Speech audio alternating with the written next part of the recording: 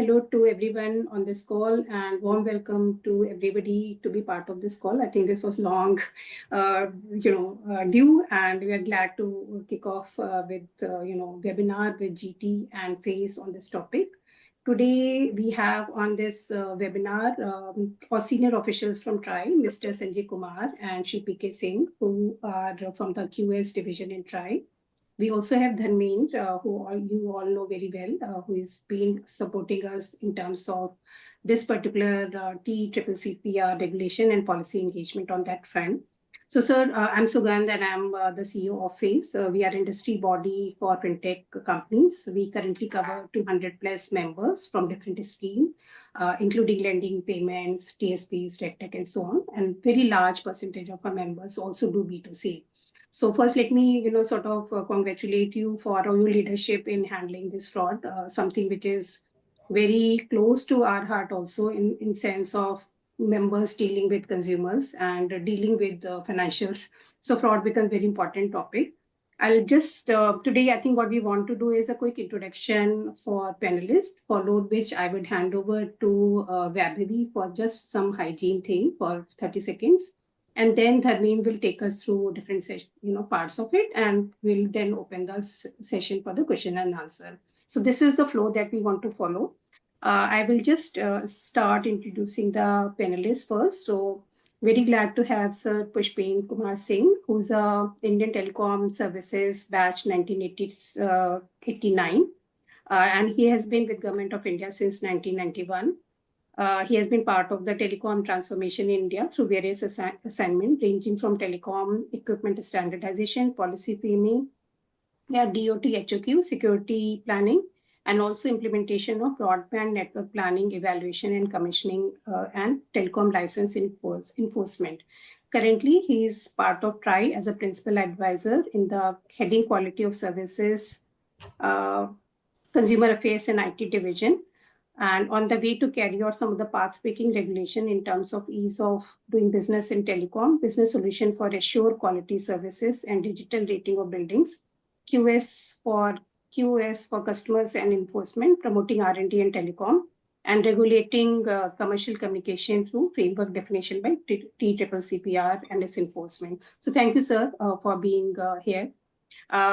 We also have Mr. Sanjay Kumar, who is a joint advisor at QoS. He also is a distinguished professional with extensive experience in telecom sector and public policy development. He currently holds the position of joint advisor. His academic credentials include, bachelor degree in computer science and MBA postgraduate diploma in public policy. With 26 years of outstanding experience, Mr. Kumar has played a pivotal role in shaping policies and leading projects across various telecom domains. His expertise included broadband services, interconnection quality of services, satellite communication, mobile added services, and so on.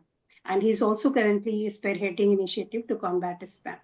So thank you, sir, again for being part of our community. And then finally, we have Dharmendra Jam, who you know all very well. He's a partner at GT Bharat, and he has been working with us on this particular topic for more than 6 months now. And before joining GT Bharat, he has been in different fintechs, including Paytm, was his last before joining GT. And he has been in the public policy space in India, Bangladesh, and other geographies as well. So thank you so much, Dharmendra. And we now hand over to Vaibhavi for just quick hygiene announcement, and then we will proceed with the conversation. Thank you so much. Thank you, Sugandh. I will just like to add that in case anybody has any questions, they can post in the Q&A box, and our speaker will take up the questions towards the end of the webinar. Thank you. Over to you, Dharmendra. Yeah, thank you so much, everyone, for joining. And Sugandh told, I'm part of the Grand Thorn team, and on this TCCCPR 2018, I've been working, interacting with TRAI on multiple occasions. Earlier, I used to interact with Asit Kadian sir on he was advisor QoS on this when the various stages of implementation of TCCCPR. I was involved uh, as an industry participant to the from the implementation side.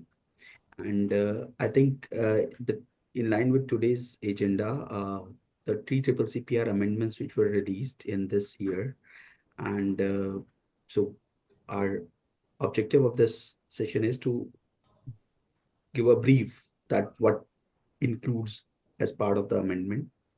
And I'll cover a few broad aspects. Then I think Mr. Sanjay Kumar will be giving a presentation on the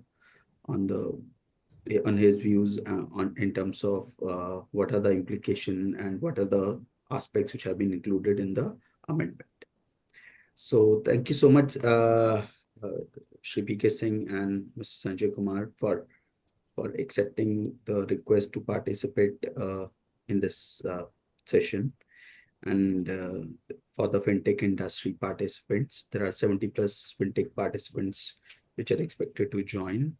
And as part of the self-regulatory organization, they are members of FACE, which is, I think, I think the only organization in the fintech space which has been self-regulated and have been recognized by RBI. So let's start. I'll just put up the presentation and I'll give a brief.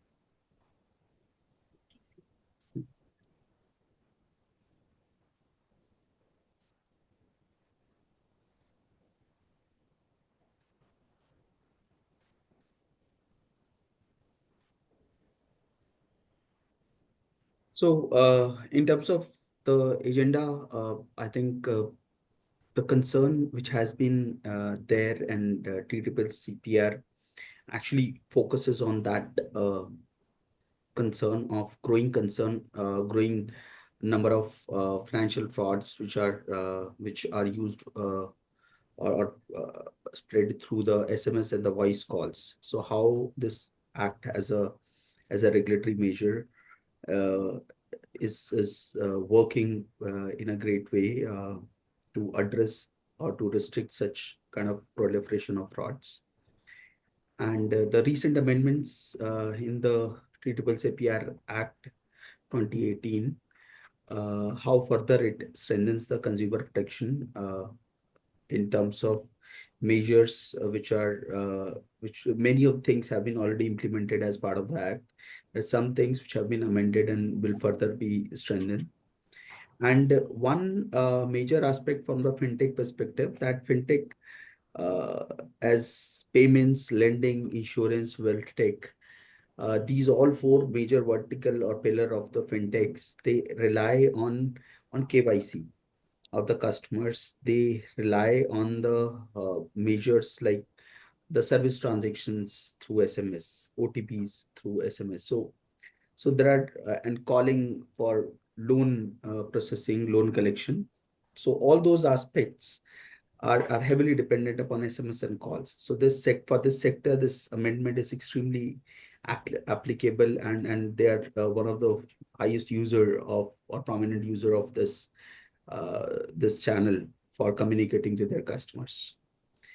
And it is really important for timely compliance and to these regulations and to these amendments, and without impacting the operational flows or without impacting the customer interfaces or customer way of communication. It's really important that every participant timely complies and understands the implication of regulation on their work, and adequately kind of implements this, so there is no customer disruption or the service disruption. That's really important. And today's webinar, as I told you earlier, that I'll give a brief overview of the amendments, and Sir will give a detailed presentation on the provisions which have been there, their impact on the customers and the organizations to which this is applicable in this context for fintechs, and address the queries which are asked through the chat box. Participants can enter their queries during the session in the Q&A box, and at the end of the session, those will be taken up, and we will try to have maximum queries answered, but as per the time limit, we will try to answer maximum possible. So, so these are the 5 major aspects of the amendments which have been released in February 25 this year. The first is the ease of operating spam and revamp the complaint mechanism. So complaints which are raised against the spam or against the SMS communication or the calls. So how that reporting of complaint should be simplified, and the addressal is more effective. That's the first aspect on which the provisions have been made. Then the consent aspect, that how customers' consent should be taken, and the DCA framework on consent architecture, those aspects are covered, because consent is extremely important in the further in uh, the Digital Personal Data Protection Act also. This is a prime aspect on having consent architecture in place for any kind of communication which is being sent to the customer. And I think this TCCCPR Act in terms of implementation has traveled a long journey in terms of, first of all, registration, identification of the DLAs, then identification of the registration of principal entities, the principal entities and the digital marketing agencies on the system, setting up the digital ledger, and then getting the header registered, then getting the SMS templates registered, dynamic and the static content. Now on the consent part, it's really important that we have consents to be captured and communication sent as per the consent strictly.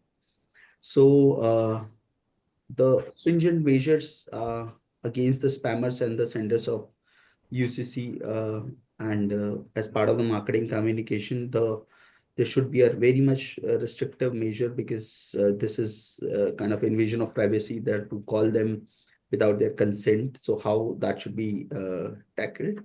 And overall, I would say the strengthening the ecosystem of because SMS and calls are most trusted communication mechanism in the banking and financial services domain, how it can be more secure, more non-intrusive, and addresses the privacy concerns of the customers of the financial services. So I think this is broad. I would request sir to Sanjeev Kumar sir to kind of share his views and maybe share his presentation to further explain about the amendments, and then we can have a Q&A session post this. And before even, sir, I would like to request Shri P.K. Singh also, if he can give you a context on this and the objective of these regulation, and what do they expect from the industry to be aware of and to be timely compliant to the regulations, any aspects, and in case they need any support, then what should be the right channel to reaching out to them. So Shri P.K. Singh ji, if you can spend 5 minutes. Thank you, Dharmendra. First of all, I would like to convey my appreciation to Fintech Association for Consumer Empowerment, the FACE, for organizing this webinar about the TCCCPR 2018, which we have recently amended in February 2025. The objective behind amending the TCCCPR 2018 was, as you have rightly indicated, to take care of the requirements of the entities to engage in legally and right manner for the commercial communications. And those commercial communications could be in the form of messages, or they could be in the form of voice communications. So what we had done was already the DLT platform was implemented, and a lot of prior requirements were getting implemented through the DLT platform. But we found that there were certain issues which were not being taken care of, and hence we went in for the amendment. And through the amendment, we have addressed those issues. We have brought more clarity to many of the actions which are to be taken by the stakeholders. And let me be very frank with all of you. The commercial communications ecosystem is a complex ecosystem wherein we have multiple stakeholders playing their designated and defined roles. We have the telecom service providers who provide the connectivity. Then we have the principal entities who are actually sending the commercial communications. And then we have the telemarketers who are acting as the intermediary between the telecom service providers and the principal entities. And they are basically taking care of a lot of functions. The telemarketers are taking care of a lot of functions. Then the principal entities have the responsibilities laid out for them. And the telecom service providers also have certain responsibilities and certain objectives to fulfill. So in today's webinar, our officers from Telecom Regulatory Authority of India, Mr. Sanjay Kumar, would be speaking on the TCCCPR 2018 and would be presenting the consumer aspects. And basically, when I say consumer aspects, it is basically the aspect or the viewpoint from the perspective of the principal entities, what is required to be taken care by the principal entities, and what provisions are there for the principal entities, what objectives are to be met, and what responsibilities are there for the principal entities. So he would be presenting the principal entities perspective of TCCCPR 2018. Also, he would be covering the in greater detail the various provisions which we have incorporated in the TCCCPR 2018, and we would be basically looking forward to the question answer session also, because that question answer session would really be providing us a lot of insights about what the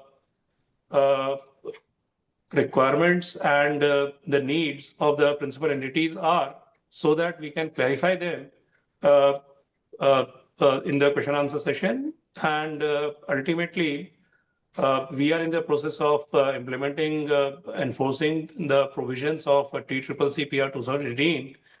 And we would basically like the cooperation from the principal entities and the support from principal entities so that we are able to implement it completely, and we are able to establish an ecosystem which takes care of the concerns of a common man, that is basically the fraud and the spams are taken care. So without taking much more time, I would request Shri Sanjay Kumar to take up the presentation, and we would basically be looking eagerly towards the question answer session. So thank you once again to FACE for arranging this webinar and inviting the principal entities. As has been indicated, that there are more than 60 to 70 principal entities who have joined remotely. So we are looking forward to the question and answer session wherein we would be answering their concerns. Thank you. And Sanjay, over to you. Thank you, sir. Thank you, sir, for setting the context. So I'll be delivering the presentation. So I hope my presentation is visible to everyone. Yes, sir, it is visible. Yes. Okay, thank you.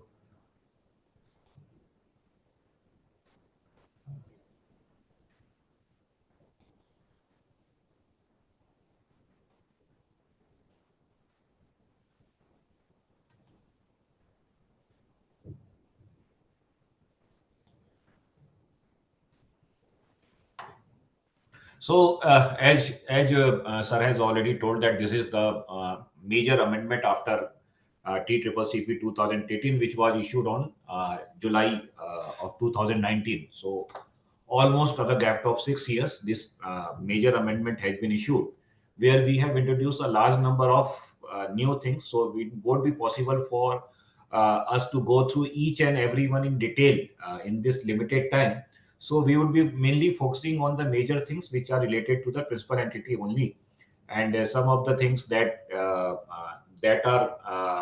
not that relevant for the principal entity. So we have not covered this in the presentation. If anybody is interested, can go through the presentation, which is go through our regulation, which is already available on TRAI website. So the first one is that the first point is related to, so we try to, because this is almost 13, 14 slides are there, and we have almost 30 minutes. So to have more and more time for the question answer session. So we'll try to cover the things as fast as possible. If somebody is having difficulty, then he or she can point it out. So the first topic is the commercial communication through network of access provider. The one of the major thing that we have introduced is the that designated number series for making transactional and service calls. So already in the TCCCP 2018 framework, there was a provision to have an 140 series for making the promotional calls, but there was no special series for making transactional and service voice calls. So through this amendment, the first major thing that we have incorporated is that we have made it mandated.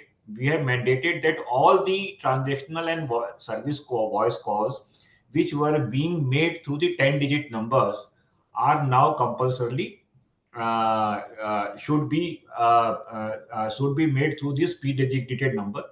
Though we have not mentioned the specific number in the regulation itself, but through our separate letter, now we have intimated the use of 1600 for making such calls.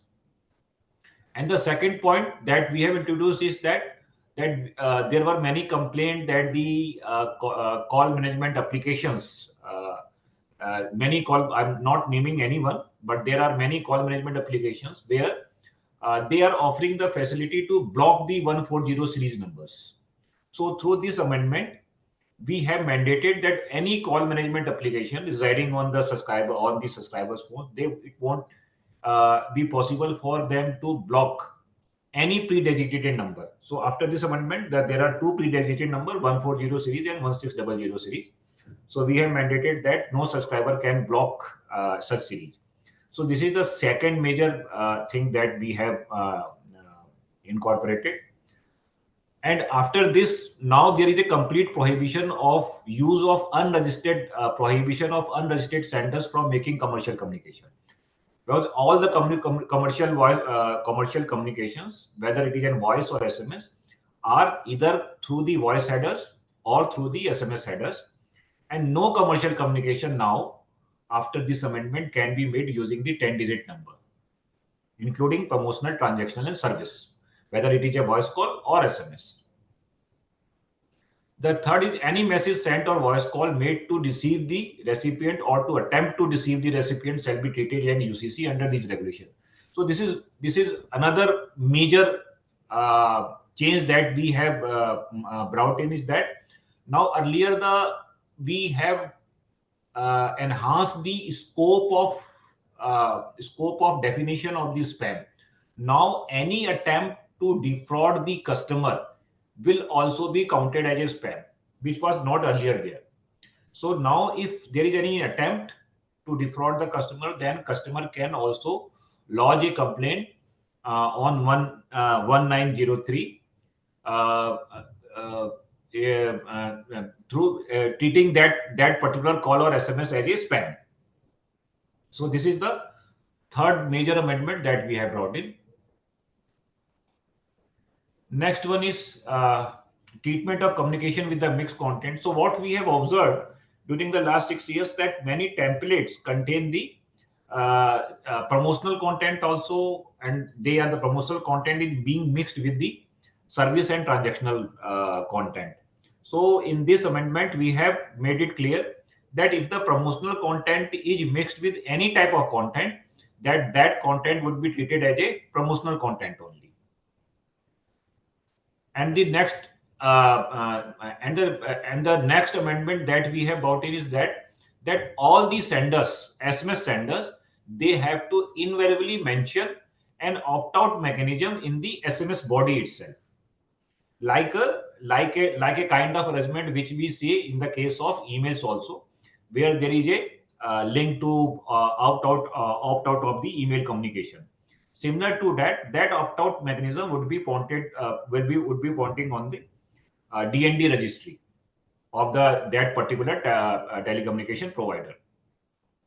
So all the SMS at the bottom of that SMS should have an opt-out link, so that if the customer don't want to receive that message, they can simply go to the DND registry and register their preference.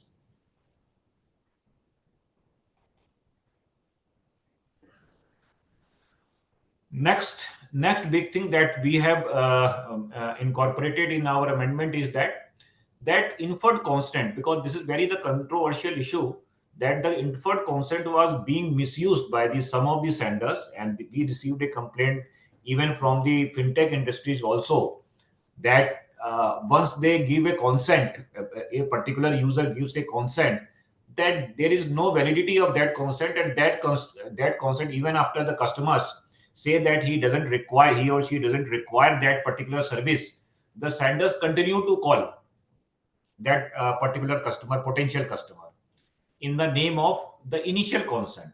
So considering, and it was causing a great inconvenience to all the customers. So considering that kind of those complaints, we have now mandated that all the inferred consent should be valid within the contract period only. So if you have entered into a contract and then there is an inferred consent to send an SMS or make a voice call, the sender won't be able to make any communication to the user using mentioning the inferred consent of the contract after end of the contract.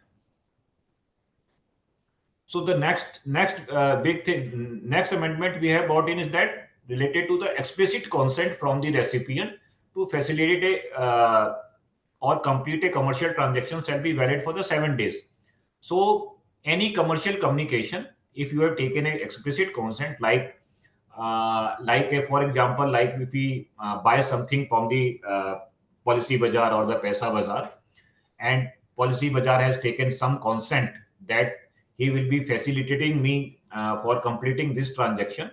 So the Paisa Bazaar or the Policy Bazaar will be able to call me using that consent for the next 7 days only.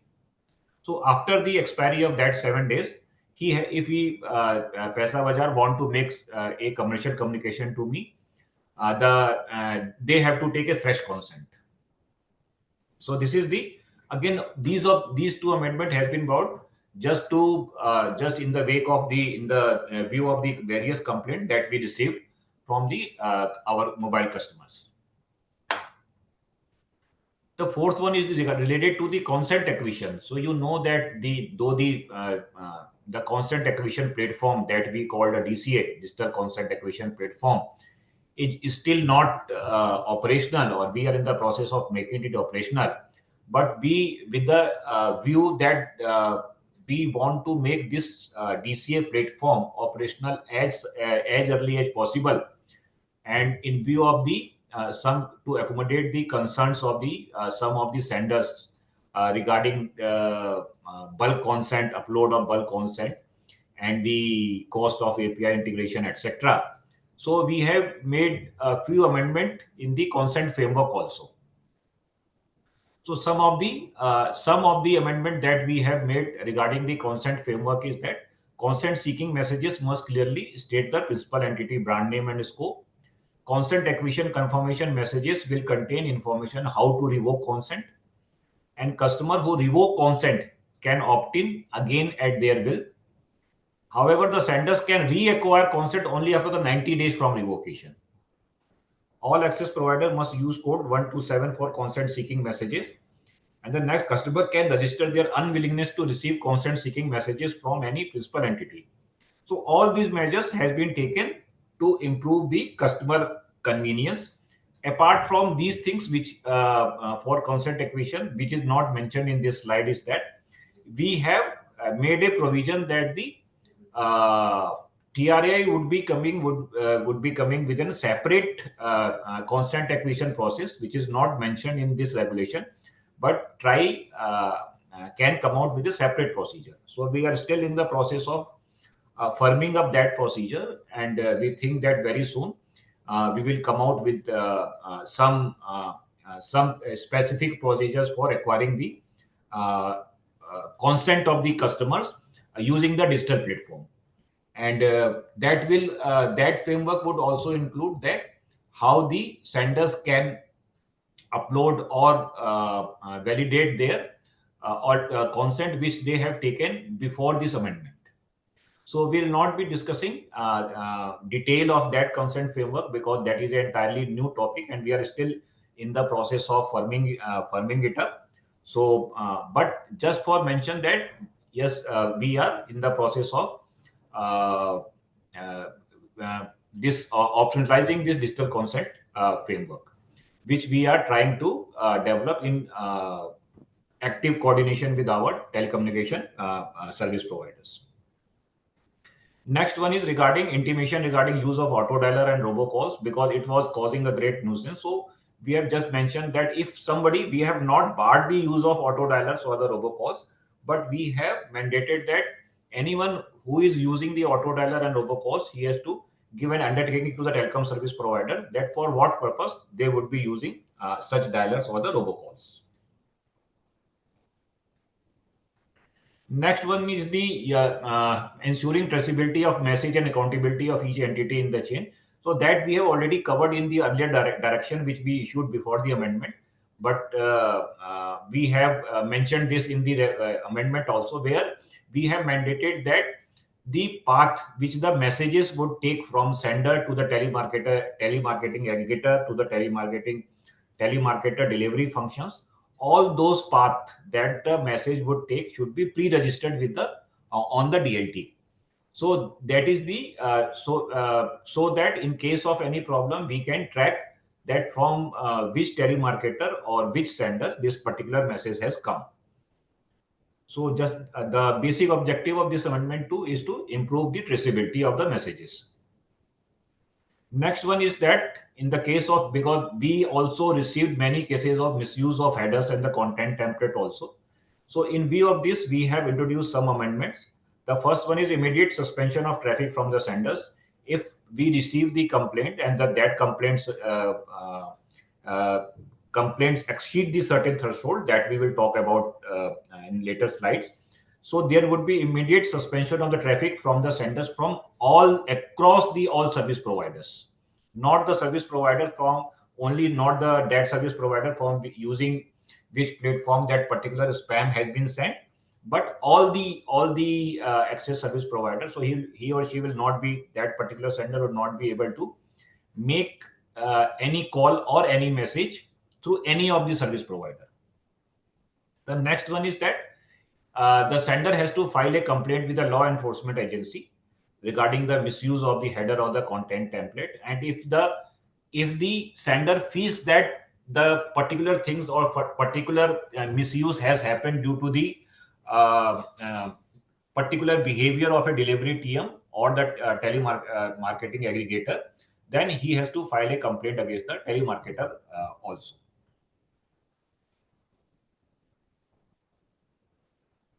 There are other obligations also on the part of principal entities or the sender. The first one is the annual self-certification by the registered senders and the telemarketers of their registration details, header, content template, and the consent template. So all the senders and the telemarketers, they have to certify that whatever registration, whether it is a header or it is a content template or it is a consent template, all the registration they have to re-verify on the annual basis, and they have to submit such undertaking digitally to their respective telecom service provider. The next one is communication is authenticated by the senders on whose name resources are issued before transmission of the commercial communication. So communication is authenticated by the senders on whose name. So all these senders has to authenticate the messages that these messages are being sent through their consent only. They cannot later say that these messages are does not belong to them. Next one is access providers can prescribe a registration fee and security deposit and a financial disincentive on the sender, because directly we are not telemarketers and principal entity or the senders. We are regulating them through the contractual obligation with the telecom service provider only. So we have mandated telecom service provider that if they want, this is completely optional for them, they can prescribe a registration fee, security deposit, or any financial deposit on the senders or the telemarketer to ensure that all the regulatory provisions are enforced or obliged by the telemarketers as well as the senders. Next one is access providers shall provide for registration of the grievances by the RTM and senders, and there it is. So we have provided also a mechanism that the access providers shall also provide a formal channels so that they can address the grievances of the telemarketers and the senders. The next point is related to registration of senders and the telemarketer. So the registration process of sender and telemarketer by the access providers shall include physical verification of the entity, which was not there earlier in the previous regulation. The next is biometric authentication of the authorized person of the entity and the linking of the entity with a unique mobile number. So all these three things that we have introduced for ensuring the genuineness of the sender.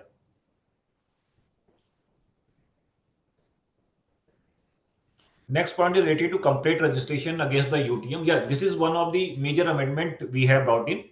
Earlier, if some customer has not registered with the preference registry, it was not possible for that customer to make a complaint against UTM spam, UTM originated spam. So in that case, if you have to first register in the preference registry, then only you can make a complaint against the UTM. So we have removed that requirement. Irrespective of a customer is registered in the preference registry or not, he can always make a complaint against UTM, but obviously he will not be able to make the complaint against RTM because he has not registered in the preference registry. But for UTM spam, there is we have removed this constraint. The next one is period for registering a complaint against UCC.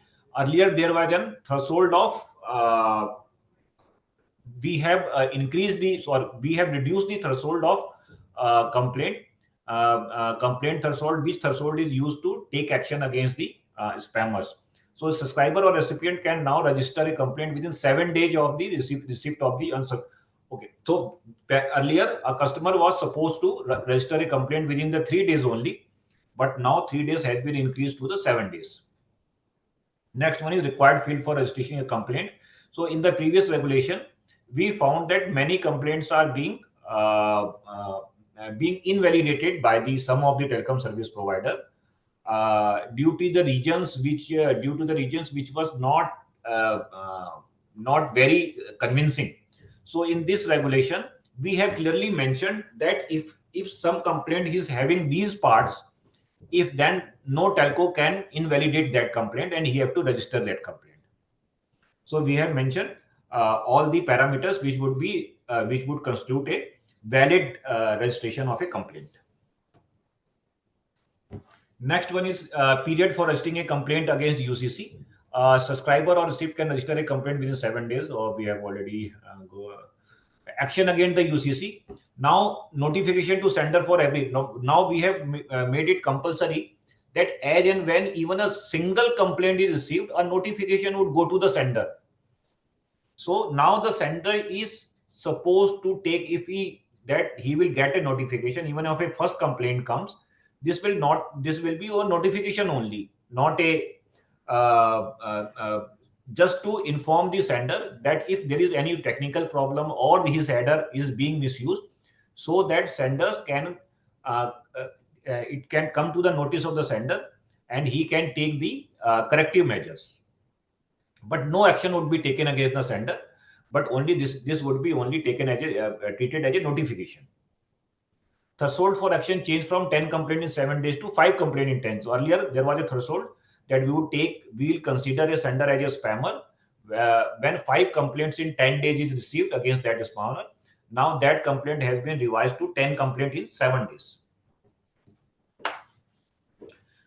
Now this is the I think most important part of this presentation, that how these 1600 numbers, misuse of 1600 numbers and the UTM would be treated. So there is the same action points again both the cases. If any sender misuse the 1600 number, for example, if 1600 number is used to make a commercial call, to make a promotional call, so this is a violation that would be treated as a violation. Or somebody uses a UTM, unregistered mobile numbers, to make a commercial communication. For this, we have introduced a set of actions which would be taken against the sender. In the first instance, we would suspend all the connections, whether it has been all the connections which taken across the service provider for the 15 days. And in the second case of violation, we will suspend all the connection, including the safe, trunks, everything, for 1 year, and blacklist that particular service provider, senders, for a period of 1 year. So he will not be able to take any resource or anything, or any PRI or anything from any of the service provider within a period of 1 year.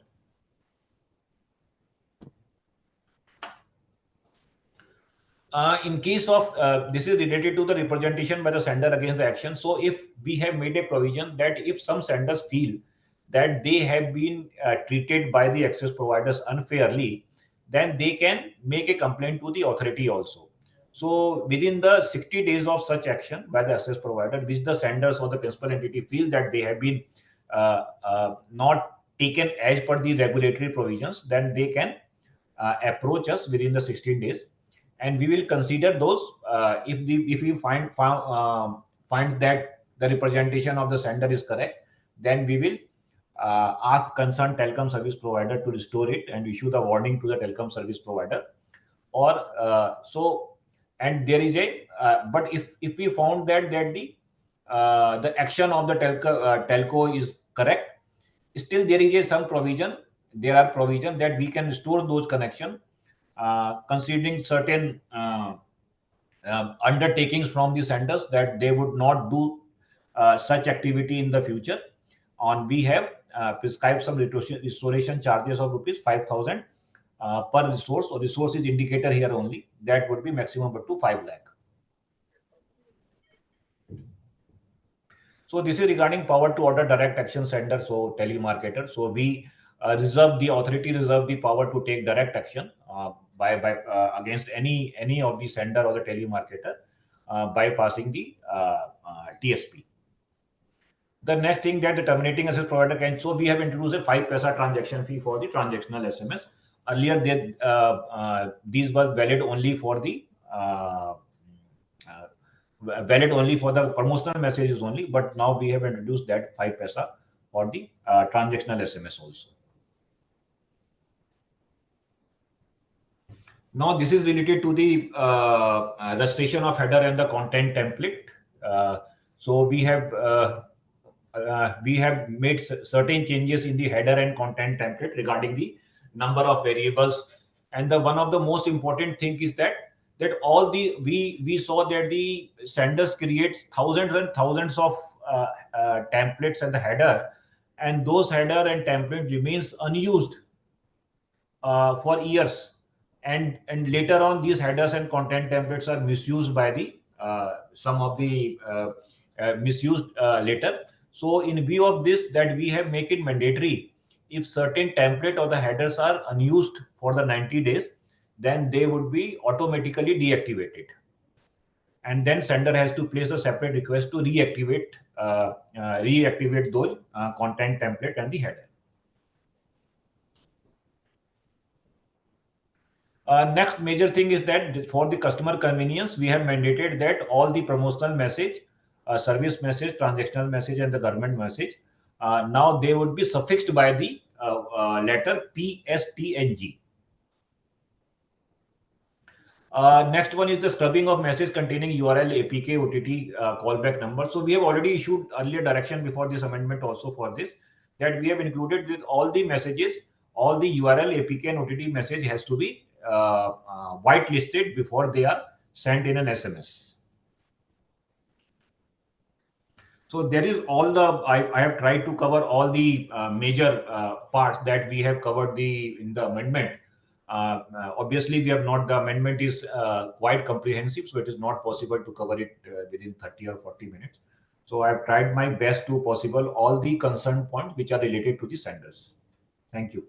So we have now, floor is open for the questions. Thank you so much, sir. So we are just projecting few questions because we have so many questions which have been asked, like 29 questions which have been asked by participants, but I'll start with a few questions which were there and earlier shared by the participants. So these are the kind of common set of questions. That 1600 series have limited availability as of now, which has been experienced. It may not be factually true, but this is an experience that the participants have been gone through in recent past. The telecom services TSPs are giving only 3-4 lines and NBFCs won't suffice that volume requirement. And during the interim period of that limited availability, they are seeking that the 10-digit calling number may be permitted to be used till they get the sufficient number of lines for the calling. Okay, so let me answer this question before we move to the next one. Sure, sir. Okay, so this 1600, as you know that we have introduced this 1600 series, and that 1600 series number has been allocated to all the service provider. All the service provider has been allotted by the DOT. And as far the limited ability is concerned, yes, all number resources are limited only, even the 10-digit numbers also. But as this 1600 is limited to the mainly to the BFSI sector and the government only, not beyond that. Okay, and considering this, in every block of 1600 followed by ABC followed by XXXXX. So almost there would be a 10,000 numbers with every combination of ABC. So as per the allotment letter issued by the DOT, DOT has allotted one ABC or 100 or 101 or 102 code to every access provider. Once these codes are exhaust by 75%, then the next code, ABC code, would be allotted. So for time being, don't think that the present codes are the only codes that would be allotted. This is the first code only, and as such, ABC, the 10,000 codes are available. ABC and 000 started from 000, ABC A000 to 999. Sorry, 1,000. So 1,000 ABC codes are allotted. So, but they would be not allotted. They only one access provider has been allotted one code only, and one code is having 10,000 numbers. So the first point is that there is as such no, practically there would be no dearth of numbers. But yes, there is a limited, but you cannot assign 5,000 or 5,000 numbers to one entity. Correct. There have to have some rationale in allocation. Point number one. How to arrive at that rationality, whether the particular entity should be allotted 4 number, 5 number, or 10 number, or 15 number, or 50 number. Okay, we have left it to on the TSPs only, because they directly negotiate with the senders, so they can access the reasonability of the requirement of the 1600 resource and give it accordingly. But as such, this is only the first allotment, and there would be, once these number series is allotted, there would be subsequent allotment from the DOT side also. Okay. The second point is that even if somebody asks for 5,000 numbers, then that would not be possible. 5,000 numbers given to a one person or one entity would not be feasible.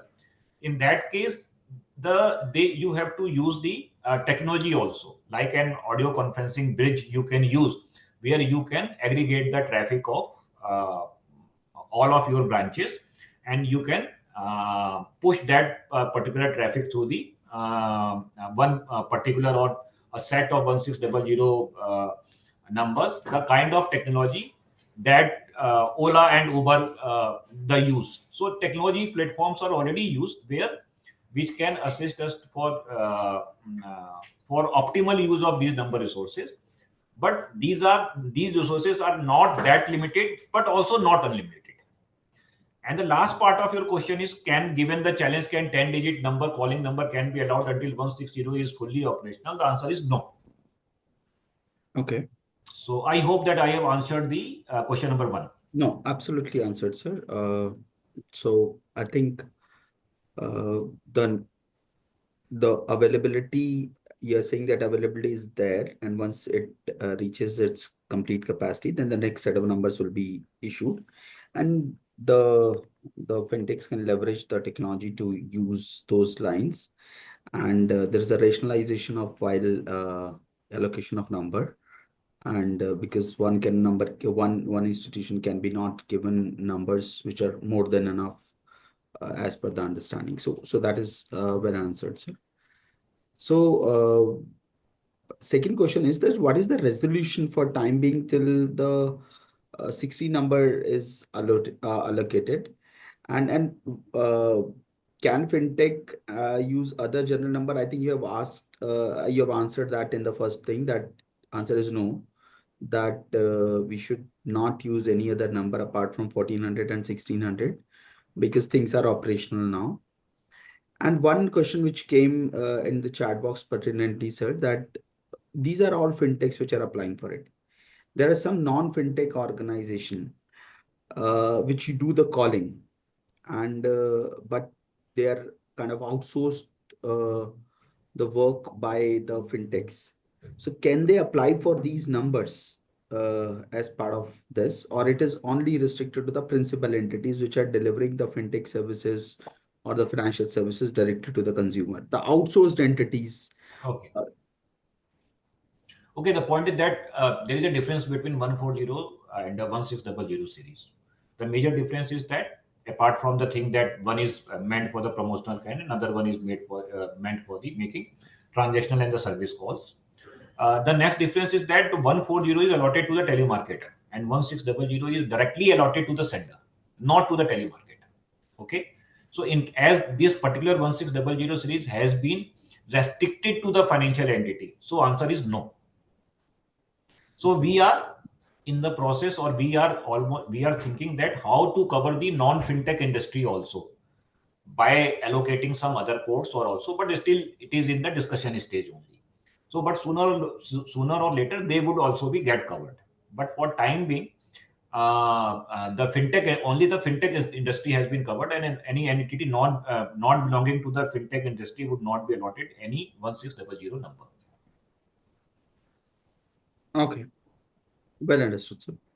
Then, sir, the last, I think the major of question which are asked commonly by the members, one is that for the DCA, digital consent framework through API, uh, is it operational from the TRAI perspective? And because like one of the few of the fintechs are facing some challenges in implementing that DCA framework through API, and is there any kind of view on this, that is it operational and working fine?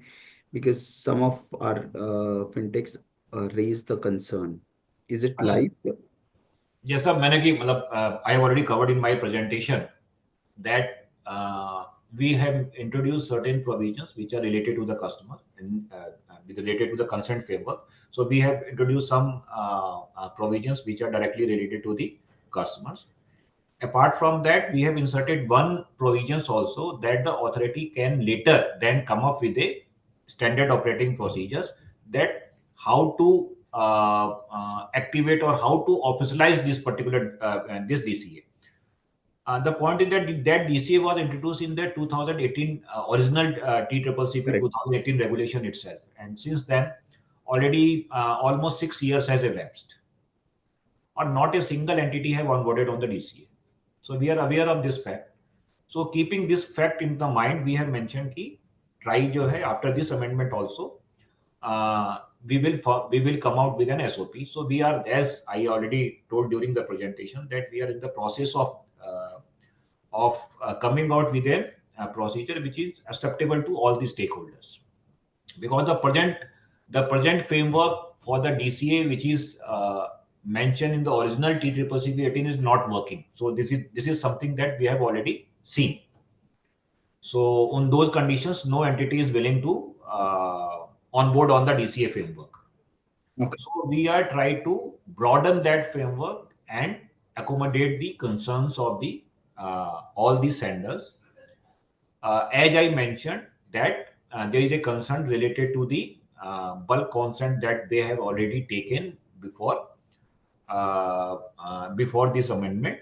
So what to do with that bulk content? So we are trying to have provisions to how to deal with that bulk consent also, which is not available in the existing DCA framework. So we are seized of the matter. We are working on that. We are in constant touch with the our TSPs, and we hope that our TSPs is all in turn touch of the principal entity also on this matter. If required, we will call the senders directly also to have to before we finalize it.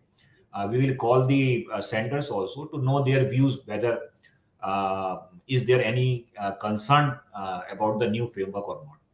But right now it is at an initial stage only, and we hope that we will finalize it very soon. That would be a broader framework in comparison to what is already available in the original TCCCP 18. Sure, sir. Thank you so much, sir. Because you'll be coming up with the view or the guidelines on this subject later on. So is there a kind of opportunity to submit the inputs from the fintech perspective to you? Should we consolidate our inputs and share a regarding what, DCA or DCA, the DCA DCA? part. Okay. Only DCA. So rather than at this point, because we have not still finalized, so there is no point in giving the inputs if on something which is still not even tentatively finalized. Okay. So I would suggest that wait for some time, because there is some level of disagreement among the telecom service providers themselves. Okay. Mm-hmm. So let us form up and come out with at least a common framework which is acceptable to most of the stakeholders. Then we will float, and then we will give an ample opportunity to all the senders opportunity to give a comment. Because ultimately, at the end of the day, there is no point in coming up with a DCA framework which is not acceptable to the senders, because that will that will also result into not onboarding of any of the senders, which is right now happening. Correct. So Correct. after something is finalized, not finalized, if something is tentatively even finalized, we will float it out for the comments for everyone. So that point of time, you can give the comment. Sure, sir. So I think that we have reached the time limit, but there are so many questions. So I'll pick up few questions and ask for next 5 minutes with your permission. Yeah, please. One aspect which has been asked on the blocking of the number 1600 series that the customers may have. This has been asked by Thomas Vishwan Sky. The question is that there are multiple level of blocking which happens, like a device level blocking. Then there is an app level blocking which happens, and the TSP level blocking. So there are multiple level of blockings which happen, and so we had a discussion on this also, sir, that the app level blocking is not under purview of TRAI, and the device level blocking also, but the TSP level blocking, if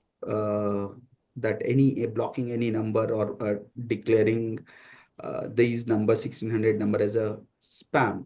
So can there be a whitelisting done on the TSP level if there is a blocking by TSP level or calling it as a spam? So it should not be called as a spam in any capacity, even if majority or people have blocked.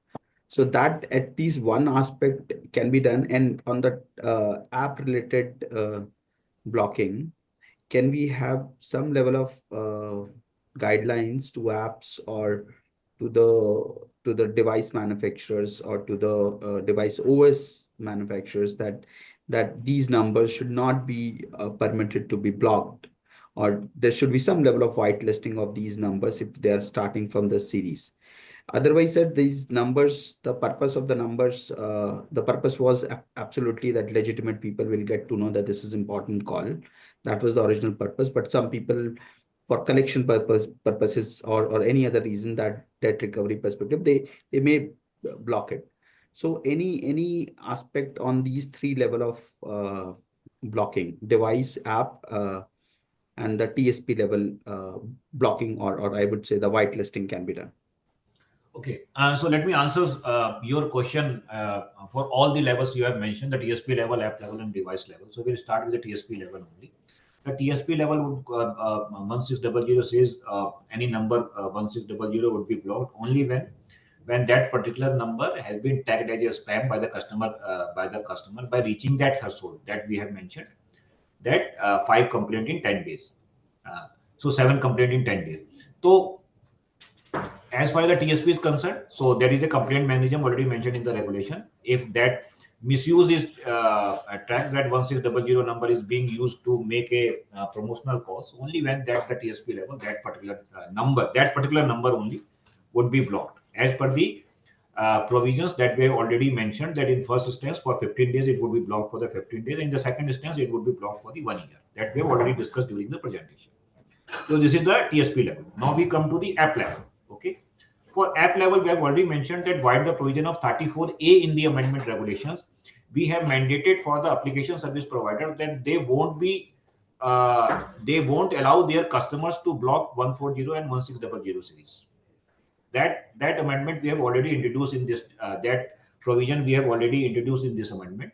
At the app level, it would not be possible to block any 140 or 160 number by the customer by using the app. Okay. But if particular, now we come to the device level or the OS level. Okay. Now at the device and OS level, if some subscriber goes to the device level and block a particular number, nobody can unblock it, because it is at a level where which is beyond the control of the application service provider as well as the telco and that authority also. And as far as your question is that we go to the Google or the iOS and say that even at that level it should not be possible to block that level, so because they are not under our jurisdictions. So the up to the app level we have handled in this application. But if individual customer block it at the iOS level or the Android level, then it would not be it is the decision of that particular customer, that we don't have any control on that. Correct. That blocking would not happen in the case of a big app. That now that blocking is happening based on the crowdsourcing of the information from the other service provider. If n number of people tag particular number as a spam, that particular number is tagged for a new receiver of a call, that number is tagged is shown as a spam by any application service provider. We have prohibited that in case of 140, 160 service, based on any crowdsourced data, you won't tag any such number as a spam. Okay, But individual customer can always go to the device level and the iOS level or the Android level. They can block. There is no control of this is the individual customer decision. Correct, sir. So this has been prohibited. So app level is solved. You're saying that this should not happen. The device level, if there is a possibility, then the device or the OS people, we have to work with them to find out if there is a possibility of solution on whitelisting. No point if the subscriber have decided that this particular number they won't take, they will not receive call, or they can cut the call. There is no point in doing that. You know that the how difficult this particular thing is, that and what is the cost if you do the cost benefit analysis. Okay, even if you are able to extract such type of concession after so much effort, customer can always choose not to answer the call or cut the call. So there's no control. At certain level, you have to decide that you have to leave it to the customer whether they want to take a call. You cannot force anybody to that. He has to take the call. Correct.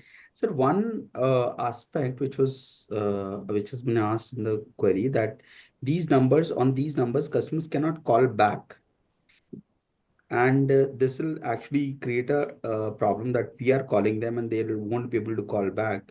So if any of the organization would like to have that facility, that calling back to these numbers, so that customers are dealing with only one number for receiving and calling, rather than having two numbers. For calling there is a separate number, and so if they would like to go ahead with that perspective, is there a possibility to enable that aspect? This is So there were earlier at the level of initial discussion, there was two demand from the fintech industry. The first one is that 1600 series, that particular number should remain same across the LSA.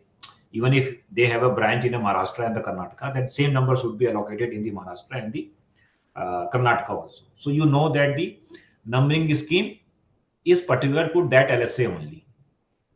Okay, so it would require the amendment in the national numbering plan itself. And there are other problems like security related problems also, that in the case of LEA, it would become difficult to track whether that particular same number has originated from the Maharashtra or the Karnataka. So we have done a pilot on this, and then we have found that as far as the allocating the same number across the LSA is concerned, it is technically and security wise very, very difficult. We have already done a pilot for that. And the second point is allowing the incoming is concerned. So this is the phase one of the implementation. Okay, so we have tried there. As far as the incoming concerned, all the we think that all the senders and all the companies, they are already using the 1800 series numbers for taking the incoming calls. However, as a second phase of implementation, if there is a demand to allow the incoming also, then we will consider it. But as this particular implementation of 1600 series was delayed for considerable time, so as a phase one implementation, we want to go with a outgoing only, but we have not completely ruled out providing incoming facility on 1600 series. After the implementation, we would consider that if actually required. okay. I think, sir, we are 10 minutes over, and there are questions which have been asked. Some are common, and some you have already answered your presentation. So we'll try to cover the individual questions later according to your response. So I think Sugandh, if you have any questions, otherwise we can conclude the session. It is already 10 minutes over. So no, thank you, sir, Sanjay, sir, and really appreciate. I think if there are more things, I think please allow us to again bother you with questions. Just quick thing on the consent. I think now with DPDP rules coming in, and there would be obligations around it. Is there any thought process to also align, try deep, sort of consent framework with that?